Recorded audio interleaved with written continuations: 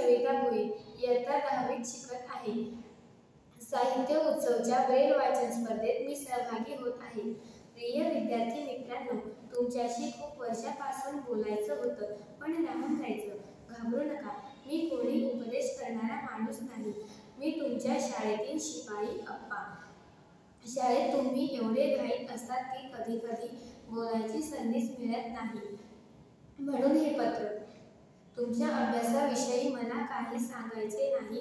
मीच कधी कधी तुमचे शिक्षक जे शिकवत असतात ते खिडकीतून कान देऊन ऐकत असतो. हे सगळं लहानपणी राहून गेलं, कारण घरची परिस्थिती पूर्ण वेळ शाळेत बसून राहण्यासारखी नव्हती. पण तुम्ही सुदैवी आहात. रोज नवनवीन गोष्टी कानावर पडतात. खरं सांगू का, मला अजूनही शाळेत येणारे तुमचे पालक जास्त चिंतेत दिसतात. पण तुम्ही चिंता करू नका. चिंतेने फक्त कपाळावरच्या आठ्या वाढतात, मार्क्स वाढत नाही. पत्र लिहिण्याचे कारण एवढेच आहे की पुढच्या वर्षी तुम्ही शाळा संपवून कॉलेजमध्ये जाणार.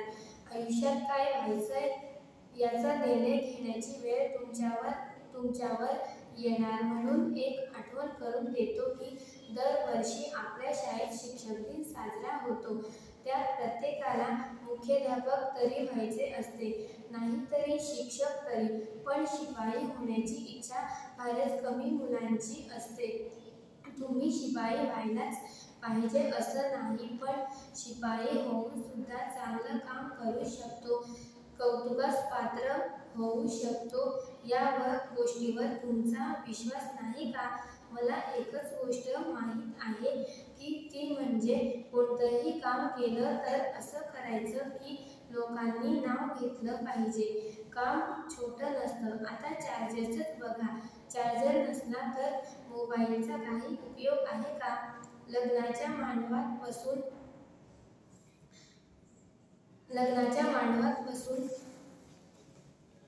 खूप लोक सनई वाजवताना दिसतात, पण बिस्मिल्लाह खान एवढे सनई मनापासून वाजवायचे की त्यामुळे ते जगभर लोकप्रिय झाले. तुम्ही कोणती गोष्ट करतात हे महत्त्वाचं नाही, तर तुम्ही ती गोष्ट किती मन लावून करतात हे महत्त्वाचं आहे. एपीजे अब्दुल कलाम हे देखील असेच होते. ते एखादे काम करत असताना ते त्या कामात इतके मग्न होऊन जायचे की त्यांना कसलंच भान नसायचं. असं म्हणतात की ज्या दिवशी एपीजे अब्दुल कलाम यांचे लग्न होते त्या दिवशी ते त्यांच्या कामात इतके व्यस्त झाले की त्यांना आज लग्न आहे याचे देखील भान नव्हते. म्हणून त्यांनी कधीही लग्न केले नाही. त्यांनी एका इंटरव्ह्यूमध्ये सांगितले होते की मी ज्या दिवशी मरेन त्या दिवशी सुट्टी जाहीर करू नका. तोच दिवस वाचला तर माझा देश एक पाऊल पुढे जाईल. आणि म्हणूनच आपण त्यांच्या जयंती आणि स्मृती दिनाची सुट्टी घेत नाही. एपीजे अब्दुल कलाम यांना 10वीत किती गुण होते हे कोणालाच माहीत नसेल, पण ते किती आदर्श व्यक्ती होते हे सगळ्या जगाला माहीत आहे. तुम्ही आयुष्यात कसं जगता याला महत्त्व आहे. तुम्ही जगाकडे कसं बघता हे महत्त्वाचं आहे. 10वीत कोणाचे गुण जास्त असणार, कुणाचे कमी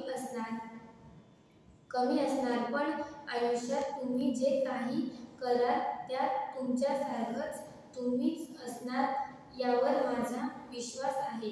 खूप खूप शुभेच्छा. धन्यवाद.